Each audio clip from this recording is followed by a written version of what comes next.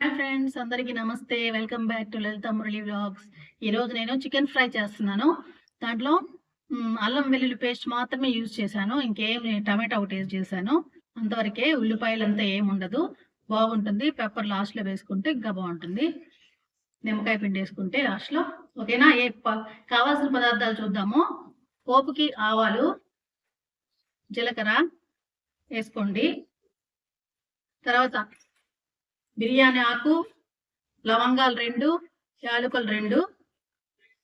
మళ్ళీ నూనెలో అల్లం వెల్లుల్లి పేస్ట్ బాగా మగ్గించండి, పచ్చివాసన పోయే వరకు అల్లం వెల్లుల్లి పేస్ట్. తర్వాత ముక్కలు టమాటా కోసి పెట్టుకోండి. తర్వాత ముక్కలు వేసుకోండి.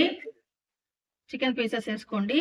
దాంట్లో ఉప్పు, పసుపు, కారం వేసుకున్నాక ధనియాల పొడి, గరం మసాలా, ధనియాల పొడి కొంచెం వేసుకొని లాస్ట్లో చికెన్ మసాలా వేసుకోండి, పౌడరు. ఓకేనా?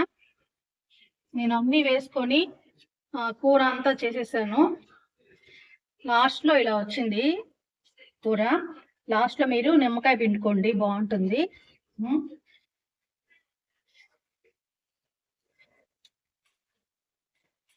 ఈరోజు మీ వంట ఏంటి ఫ్రెండ్స్? కామెంట్లో పెట్టండి. ఈ చికెన్ ఫ్రై ట్రై చేయండి, కామెంట్లో పెట్టండి ఎలా ఉందో. ఓకేనా? Please subscribe, share and like.